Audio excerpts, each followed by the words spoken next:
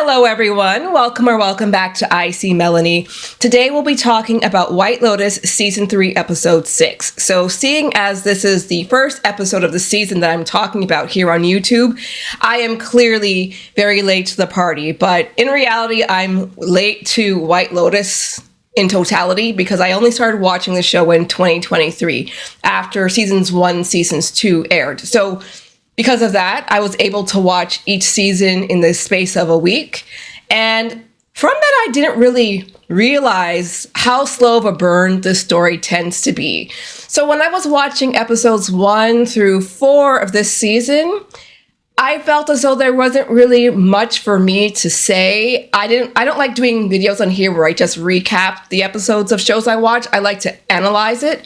But from those episodes, I was just getting, information on the characters. And I am not complaining about that. I love slow burns because I feel as though all this time has allowed me to learn these characters a bit better, get a sense of their personalities, their dynamics, and the situations they're facing. So I feel as though really episode 5 and 6 is where this season started to cook. So I will be talking about episode 6. I'll be making reference to things that have happened so far.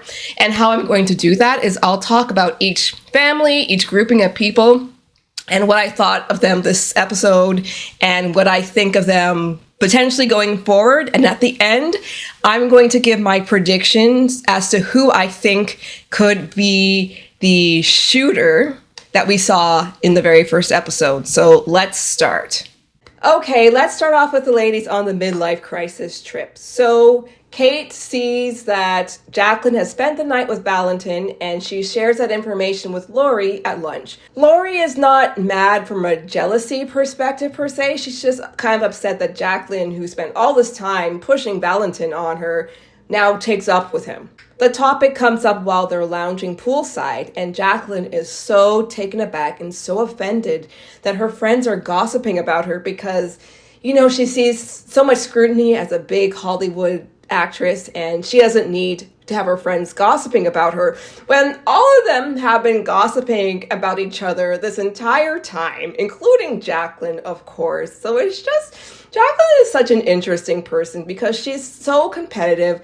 She always wants to be the center of attention, but she wants all the glory and she doesn't want any of the negativity. It's so funny because in 20 or 30 years, Jaclyn is going to be just like Sritala, because Sritala was all about Jaclyn, from one person in showbiz to the other, really appealing to her, giving her a book that's written in Thai that, Jaclyn can't even read, but she has really wanted to showcase, all of her glory and how special she is. And I feel Jaclyn is the same way, but she's doing it with her longtime friends. And I also think it's funny that these ladies on the midlife crisis trip all exemplify the cities and professions that they're in. So say, for example, Jaclyn, she's a Hollywood starlet, so she's all about appearances, all about looking good, even though she's really fake, and she admits she's fake, so she's very LA.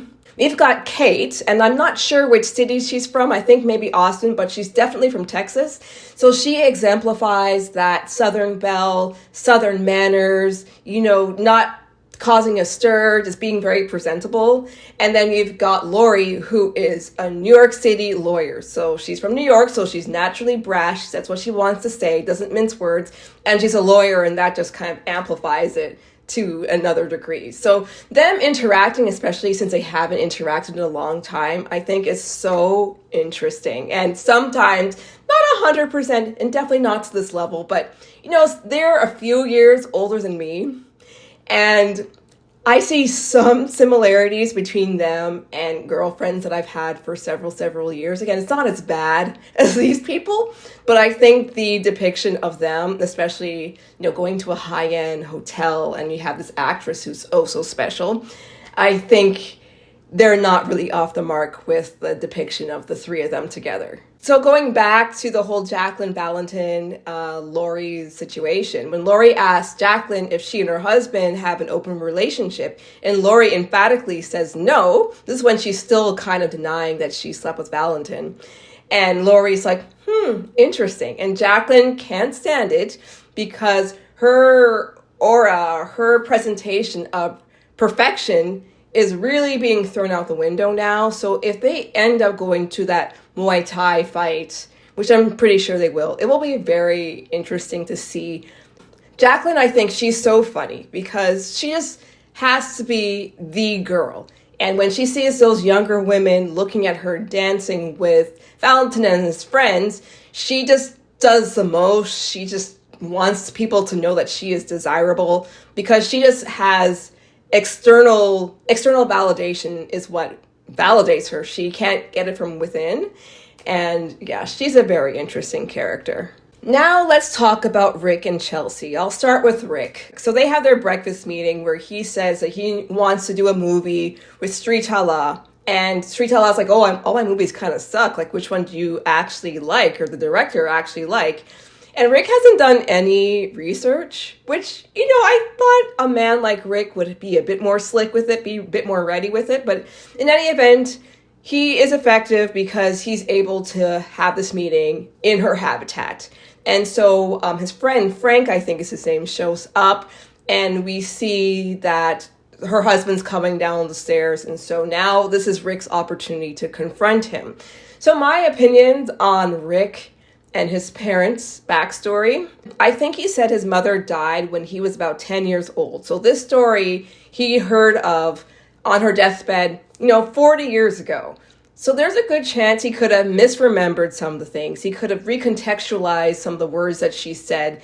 And yeah, I don't believe that what she said was 100% true because saying his dad was a do-gooder, that's such a fairy tale-like expression or a way to describe somebody. I think it's really embellished, and we'll see what the confrontation yields. I have no idea, but he's there. And yeah, I really wonder about Rick because the very idea that he knows somebody like Frank, I think is questionable. Also, he is not able to go to Australia. He's not allowed to go to Australia. I want to know what that's about. So yeah, I don't think he's 100% there, but I know the confrontation is happening in the next episode, so we'll see how things go. But let's talk about Chelsea. I say Chelsea, out of all the characters that are on this season of the Travelers, she is getting the least out of her trip. The entire trip, Chelsea has been support to other people. So obviously she's a support of Rick. And Rick is kind of an Igor, as we know. So she spends so much time worrying about Rick. She has been attacked 2 times in the robbery and by that snake. And when he's gone, taking off on this crazy mission, she's back at the boat just worrying about him. Yeah, she's having some fun in between. It's not a total waste of a trip. But she's just there for support. And even to some degree, she's there to support Chloe. So yeah, I kind of wish more for her. I think that she and Rick genuinely love each other despite their huge age difference. But other than, whatever financial elements she might be getting from Rick and also reciprocated love, I don't really see what else she's really getting from him and this entire experience. And yeah, talking about the 2 things that have gone bad already and how she says things happen in threes, I don't know exactly what I think is going to happen to her. I don't necessarily think she's going to be exterminated from life. Not now at least, but I think something else pretty catastrophic is going to happen to her, and I feel as though it might be elevated. Now let's talk about Gary Gregg and the 2 women he is interacting with, Chloe and Belinda. Let's talk about Chloe. I would love to learn more about Chloe. We know that she met Gary Gregg on some dating site in Dubai, which I think is kind of, questionable. She seems as though she is very much a risk taker. She is much younger than Gary Gregg. And we see how she acts, right? So I think that she is just living for the moment, even if she's not going to live for too much longer, because she has mentioned a couple of times that, Gary Gregg could possibly kill her. So she's just living on the edge, kind of, I would say. And I don't know what's going to come of her. I think that she's very expendable, at least where Gary Gregg is concerned. And yeah, I don't really know what else to say about her other than she just likes to live in the moment and do the most. We'll talk more about the Ratliff boys, but in terms of Gary Gregg knowing that she slept with both of them, I don't think he really cares, quite frankly. I think he thinks it's kind of funny, and I think he knows now, okay, I could use this to dangle over her head to make her feel bad or potentially threaten her with whatever going on in the future. But more immediately, he uses that to make her invite him, the boys and their family to the party, because I think there's a lot that is going to happen at this party, or at least that's what he wants. So yeah, like he doesn't care about, I don't think he really cares about Chloe one way or the other. Now let's talk about Belinda and Gary Gregg. So when Belinda first sees Gary Gregg and she's unsure who he is, then she goes back and she does research and she finds out that Tanya's husband is a person of interest in her death. And so she's worried because she thinks that this guy killed her or was instrumental in killing her. So when she sees him again somewhere on the grounds of the hotel, and she is just staring him down, giving him cut-eye, and I thought to myself, Belinda, you're playing this completely wrong. If I saw somebody who I thought killed a friend or another person, doesn't need to be my friend, if I was in proximity of this person, I would try not to make any eye contact with him. But because she came up the night before, it'd be kind of weird if she just avoided him. But I would keep it pretty cool. I would try to keep a straight face, maybe smile a little bit, but like not in a creepy way, because if this guy's a killer and I'm in the same area that he hangs out in, I don't want to tip him off to anything to get him mad, to think, hey, maybe he can do it to me. So I was kind of unimpressed with how she was handling things. So at that point where she's walking somewhere on the grounds and Gary Gregg kind of sneaks up on her and she's taken aback and he invites her to the dinner and she says, no, my son's here, and she tries to skirt out of it, but he says, I think we should talk. I don't know. And we know, of course, he was stalking her Instagram, so he knows about her son, and I'm sure he knows a whole lot more about her by now. I don't know what to think about it. So Belinda has talked to Fabian about it. She's talked about Porn Chai about it. So other people know.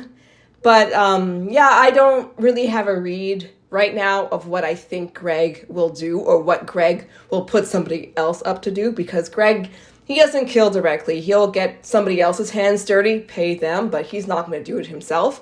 So I don't know how that's going to go. But yeah, if I were Belinda, I'd be very, very worried. Now let's talk about Porn Chai.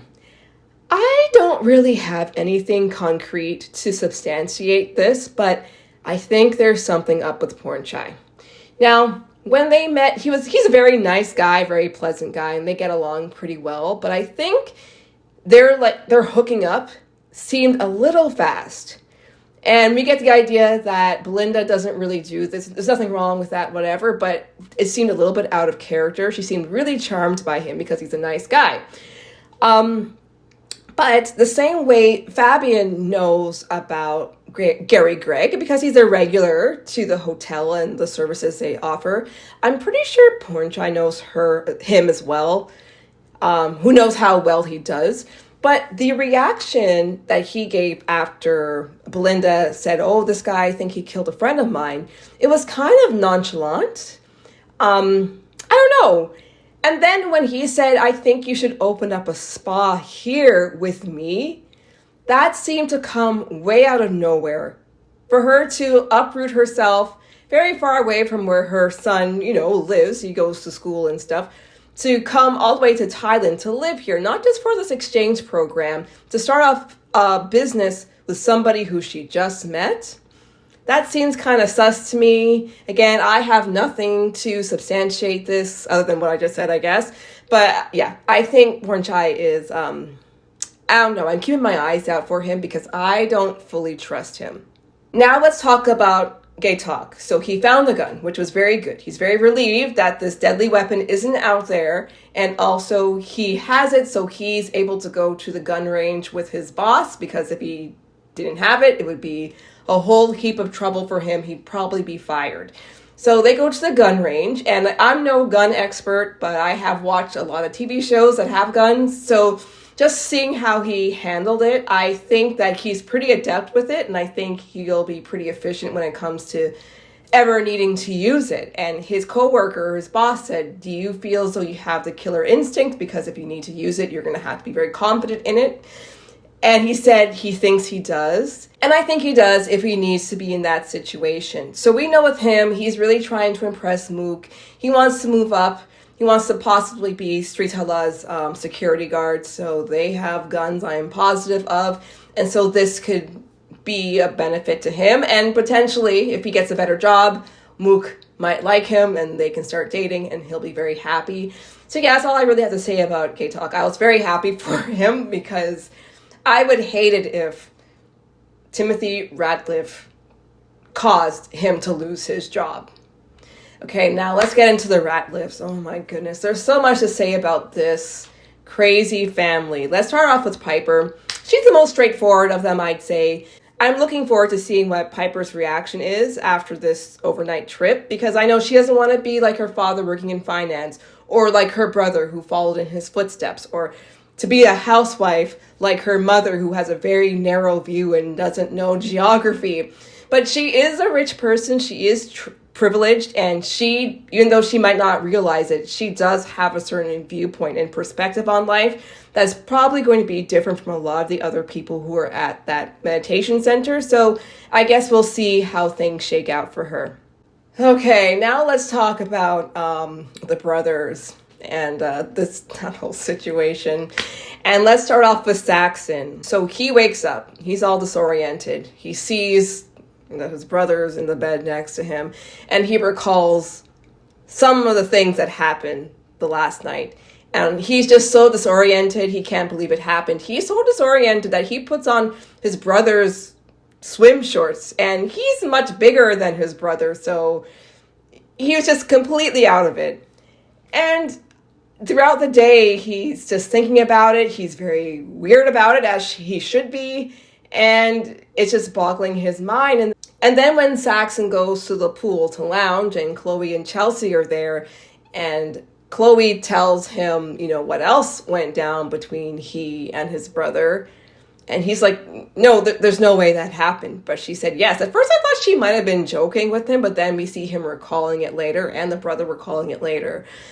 So yeah, things went way, way too far. And that's like putting it very mildly. But even before that, Chelsea was talking to him, and he asked, well, why didn't you hook up with me or even my brother last night?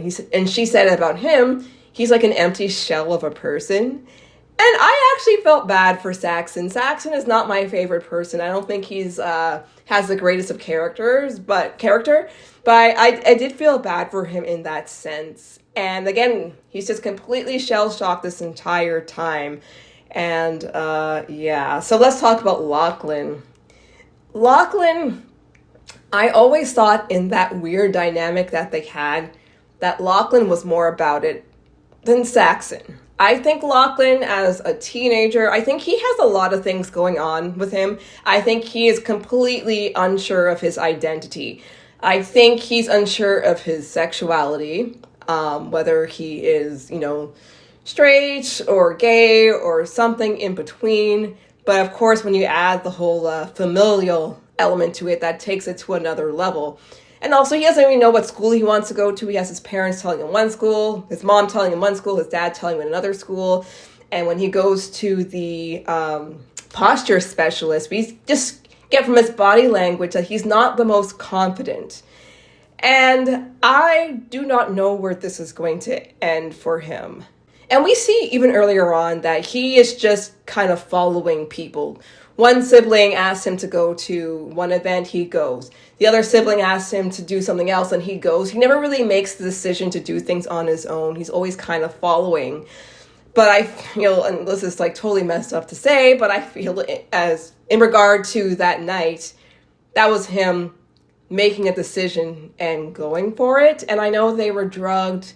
I don't know exactly what drug they took. I've never taken any of those drugs. I don't know how long they last, or I don't know how many they were taking over the course of the night and how much alcohol they were drinking.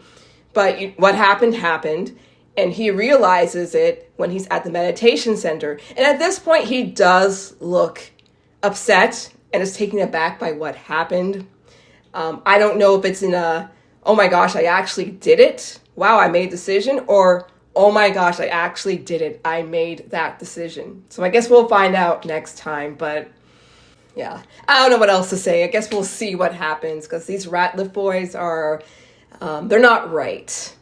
Let's talk about Timothy now. So that opening scene where he puts a bullet in his brain and his family, his wife and his daughter, see his body on the floor in a pool of blood. That was very harrowing. And at first I thought that might have been it. But then I thought, well, I doubt they're going to off one of the main stars in the 6th episode. But it was very convincing and terrible. And I can't imagine waking up to the shot and then seeing that scene. But we see he's still thinking about it, right? So when he wakes up from that weird daydream, it looks as though his lorazepam has all left his body.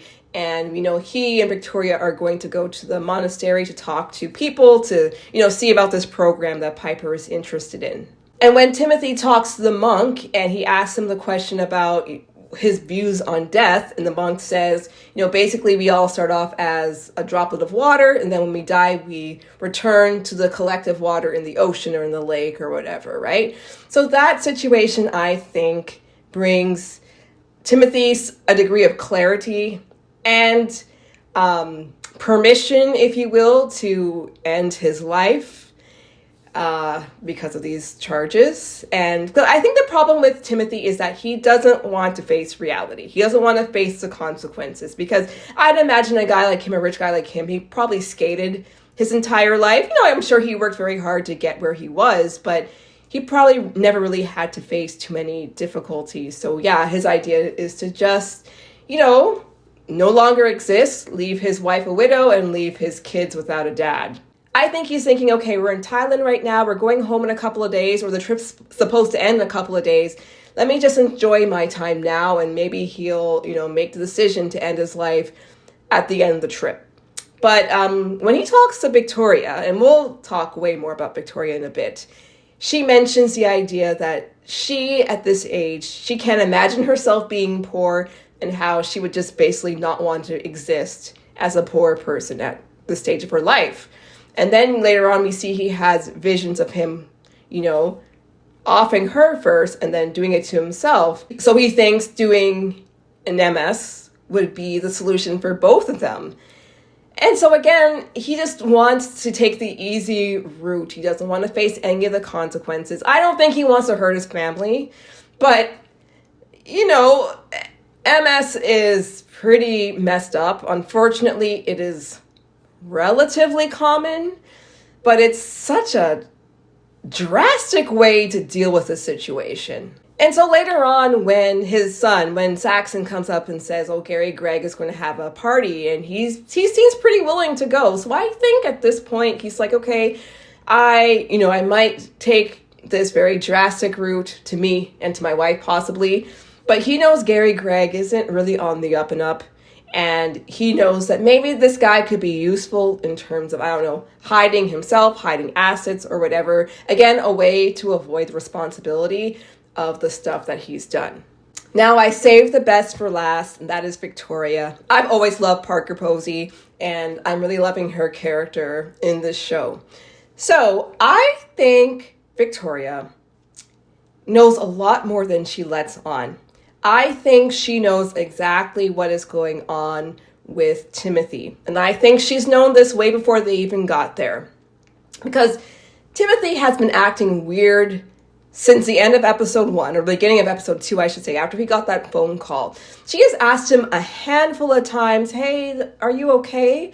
But not really, especially when he did things that were really, really odd, like the flashing incident and the telling everybody to put their electronics in the bin, which he was all about his phone just a day before. And Vicoria has been saying a lot of heavy-handed things, compliments about or to Timothy, that I think she's saying to make him feel uncomfortable. So several times she said things like, oh, your father, in earshot of him, he is a Boy Scout, he's perfect, he provides so much for all of us. And, he's not out there like those other guys we've seen who are cavorting with women who are half their age. She's always kind of bigging him up. And I think she's doing this because she wants to toy with him, because she knows he's tormented about this financial situation, and she wants to put the screws to him. I am convinced. Again, I don't have 100% evidence to confirm this, but this is my inclination. And I think Vicoria, she doesn't want all this complication. She wants a nice life. I think that opening scene of maybe episode 3, I can't remember right now, but the episode where she's dreaming and she's walking out to the beach, and we see the shot looking back. There's a house that does not look like a house that would be in a tropical climate. So I'm assuming that's their house in North Carolina. But she's walking out on the beach, and then she walks into the water, and she basically walks into a tsunami, because Lochlan was talking about tsunamis all the night before. So that was in her mind. And she sees Lochlan on the beach with those 2 trans ladies who were at the restaurant the night before. So I think in that, dreams don't need to mean anything. And again, she had the topic of tsunamis on her mind. But I do think that she wants all the conflicts to be just washed away. Or she can just divorce herself from all of her problems. And at one point, Vicoria mentioned that she is not addicted to her lorazepam pills. She just takes them as she needs them. But for a long time, she was taking them all the time. And of course, I'm not a psychologist. I'm not her doctor. So I don't know exactly how many she needs or what the particular circumstances are where she needs to take one. But I think she is using the lorazepam pill usage as a crutch, and I do think, no, I mean not as a crutch, I think she is using it to play off that kind of aloof mom shtick that she's doing so much throughout this, because even in the episode where they're on the boat and she loses the pills, for one, she never asked her husband, hey, have you taken more of these pills? And he was clearly completely out of it. I think she knows exactly who took the pills. And I get the impression that she has no more pills left based on what she said. And she seems to be doing pretty fine. I think she might be doing better if she had it and she drank herself to sleep a few episodes ago. But I do think she is playing it up for a reason. There's something incongruent with Vicoria, because she's always talking about decency and being a good person. Even that example, the example of when they were on the boat and she's like, oh, are the people decent?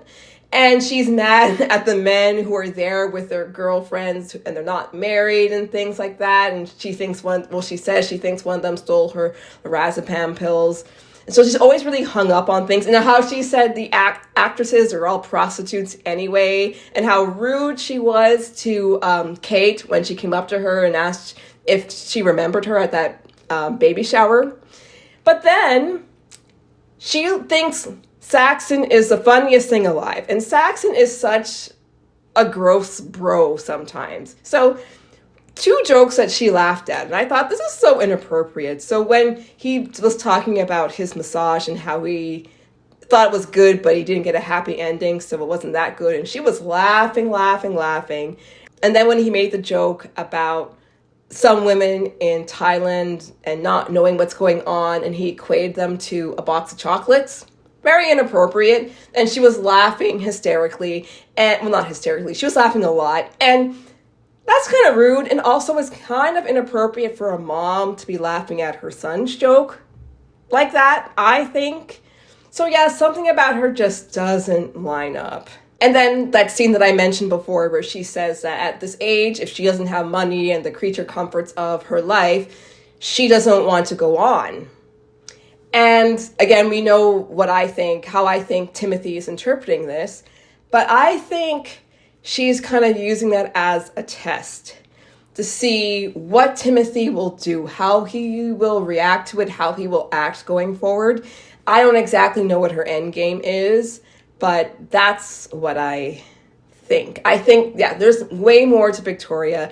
I don't think she's as dumb as she pretends to be. Now let's talk about my predictions in regard to the shooting that we saw in the very first episode, based on the information that I have right now. So I took notes on the shots themselves. So before I go into who I think it could be, I'll talk about the whole shooting incident. So there were 2 shots, and then there was about a 20-second gap, and then there were 2 more, a bit of a gap, then there were 2 more, and a gap, and then it hits the glass around where Zion is. So me hearing just 2 shots go off at once, again, I'm no gun expert, but I have watched a lot of Walking Dead and a lot of shows that have guns all over the place, so I've learned a few things about guns since then. This is definitely not a big gun. It is probably some degree of a 6-shooter gun. We know that Rick has a gun that looks like it could be a 6-shooter. Again, I am no expert, but it's a smaller gun. Also, the degree of movement I'm perceiving with the gun in terms of the sound of it, and we know it eventually reaches to where Belinda's son is, Zion. I think the person who's shooting is on a mission. Like, they are gunning down the person. They're really moving to find this person to shoot them. So it hits where Zion is in that meditation area. Then there are 3 right after each other, 3 in a row. Then there are 2 shots. Then there are 3 shots, gap, 2 more shots, and then 2 more shots. And then we hear the ambulance or the police, they hear the sirens going off. So again, this person was on a mission. They were looking for somebody in particular. Now, at first I thought, hey, it might be Rick because we know he has a gun, but we know he's seeing the person he potentially wants to shoot in Bangkok. So unless Sritala's husband comes back here, I don't necessarily think it's Rick as of right now.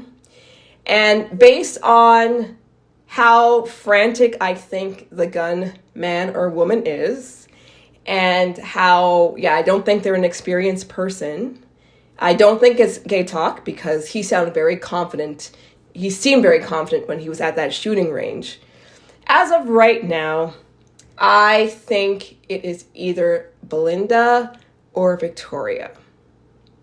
I think it could be Belinda hunting down Gary Gregg to save her son.